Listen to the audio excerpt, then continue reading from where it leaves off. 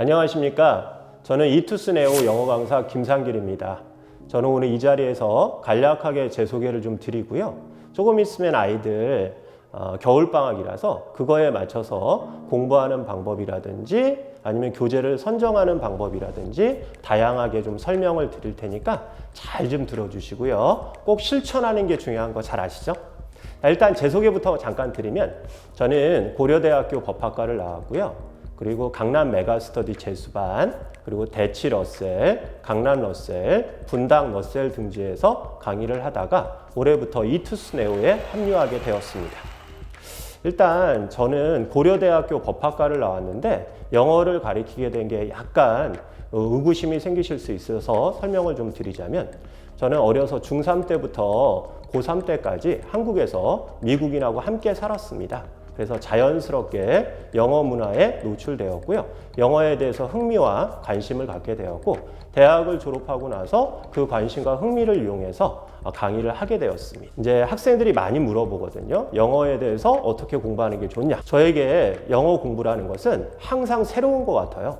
왜냐면 항상 새로운 친구들을 만나고요. 그리고 항상 영어 교재도 항상 지문들이 바뀌거든요. 그래서 항상 공부해야 되는 과목이라고 생각합니다. 그래서 한마디로 정의하자면 all new라고 정의할 수 있을 것 같습니다. 저는 앞서도 말씀드렸지만 학습하는 방법도 항상 바뀌어야 하는 것처럼 티칭하는 방법도 바뀌어야 된다고 생각합니다. 매년 지문의 난이도가 올라가고 있고요. 내용이 되게 어렵거든요. 그래서 그거에 맞춰가지고 강의하는 방법도 늘 바꾸고 있습니다.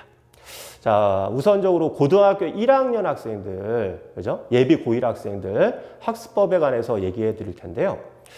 고등학교 1학년 중간고사, 1학기 중간고사를 무조건 잘 봐야 됩니다. 그때 잘 보게 되면 학교에서도 되게 인정해주고요. 되게 많이 밀어주고 서포트해주는 경우들이 많거든요. 그래서 고등학교 1학년 중간고사를 잘 봐야 되는데 물론 국어 선생님은 국어를 잘 보라고 할 테고요. 저는 영어 선생님이니까 영어를 잘 보라고 할 텐데 영어가 고등학생 되면 굉장히 좀 어려워집니다. 왜 어려워지냐면 범위가 정해진 게 없거든요. 물론 학교에서 교과서 그리고 내신 부교재를 정해줍니다. 근데 똑같은 내용이라도 내는 선생님에 따라서 난이도가 굉장히 많이 바뀌거든요. 따라서 예비 고1 학생들은 제 생각에는 수학보다 영어를 많이 해둘 필요가 있습니다. 지금 벌써 12월 초거든요. 그래서 막상 3월, 내년 3월까지 시간이 많지 않습니다. 이때 꼭 해야 되는 게 뭐냐면 제일 먼저 문법을 많이 해야 됩니다. 문법이 왜 중요하냐면 문법을 잘해야지 우리가 흔히 중학교 때도 봤던 유형 있잖아요. 서술형이라 그래서 단어를 배열하거나 아니면 틀린 부분을 고치는 부분들이 있거든요. 여기를 잘하려면 문법에 마인드 맵이 들어가 있어야 됩니다. 그래서 이제 학생들은 문법 그러면 많이 수업을 들었거든요. 그래서 수업 들을 때는 다 이해하는데 막상 시험 볼 때는 적용을 잘 못하는 경우들이 많습니다. 자, 그 방법을 말씀해 드릴 텐데 문법에서 시험에 나오는 건 딱 정해져 있거든요. 제 1번 진짜 중요합니다. 얼마나 중요하면 제가 손가락을 들어 올렸겠습니까?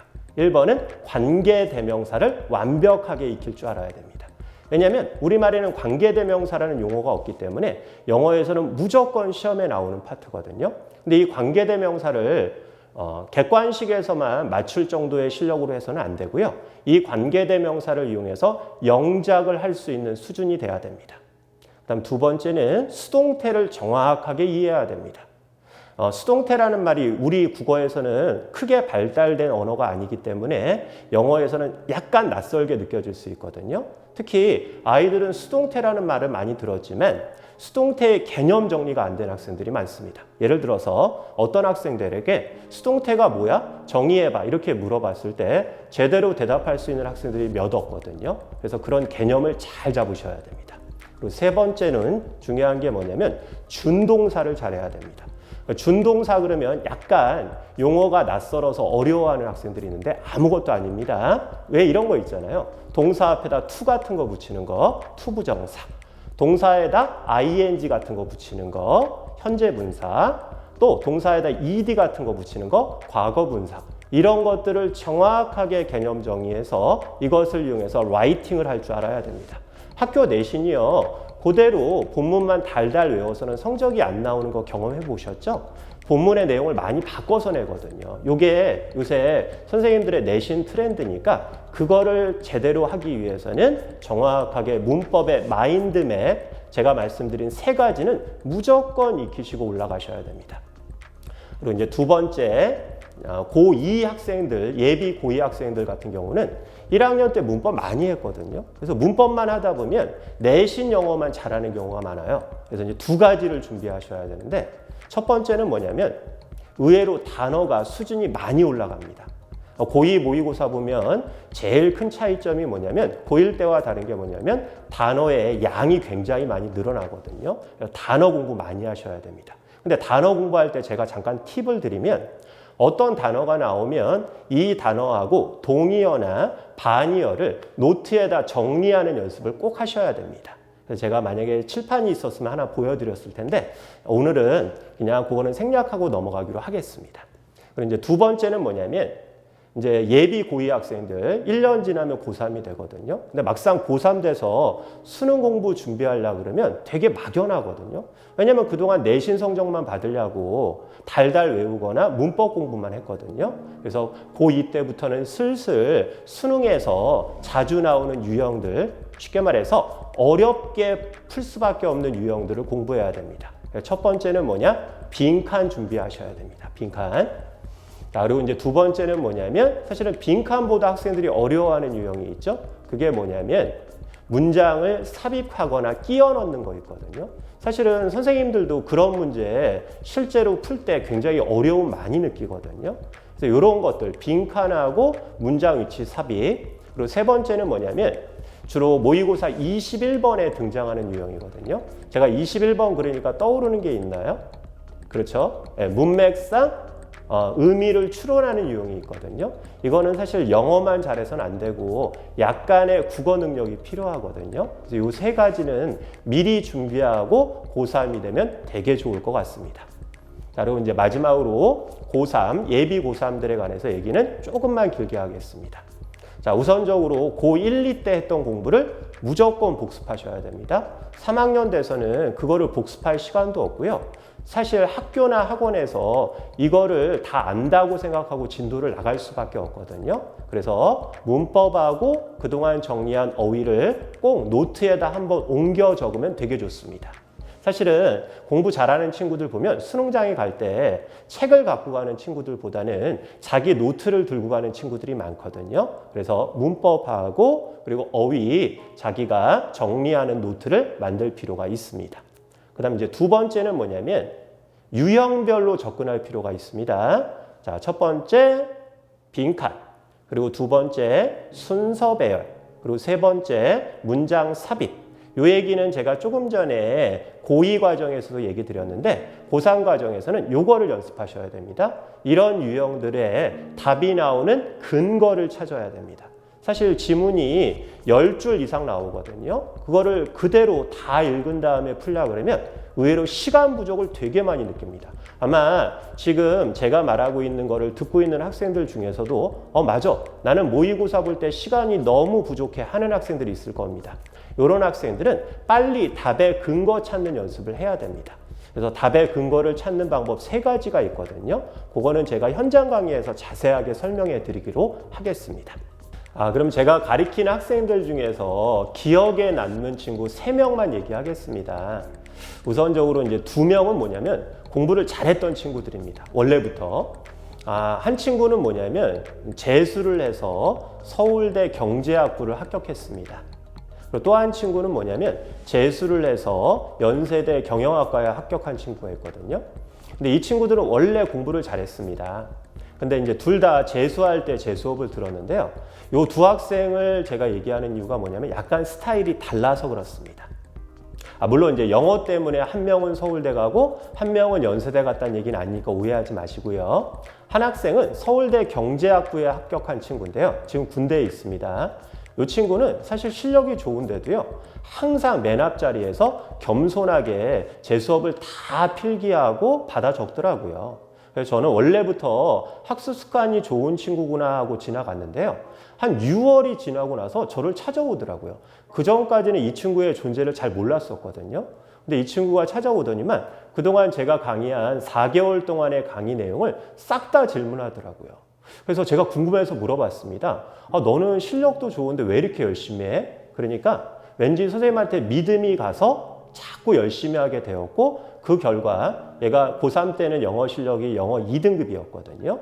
근데 6월 평가원 때 1등급이 딱 나오니까 더욱더 믿음이 생겼다라는 겁니다. 이 친구는 그 다음부터 종강하는 날까지, 종강할 때쯤 되면 애들이 체력도 많이 떨어져서 집중력이 떨어지는데 이 친구는 끝까지 유지하더라고요. 그래서 이 친구는 결국 그 해에 영어에서 97점을 받았던 걸로 기억합니다. 또 한 친구는 누구냐면 연세대 경영을 봤습니다. 이 친구는 시작부터 1등급이었고요. 그리고 끝날 때 수능 보고도 1등급이었거든요. 이 친구는 저를 좋아하긴 했지만 저를 100% 신뢰하진 않았던 것 같아요. 어떻게 알았냐면 모의고사를 보면 항상 1등급이 나와서 제 수업이 100% 필요하진 않았던 것 같은데, 제가 수업 시간마다 하나의 어려운 단어를 맨날 가르쳤거든요. 수능에 잘 안 나오는 단어거든요. 근데 이 친구의 원래 목표는 뭐였냐면 경찰대에 가는 거였습니다.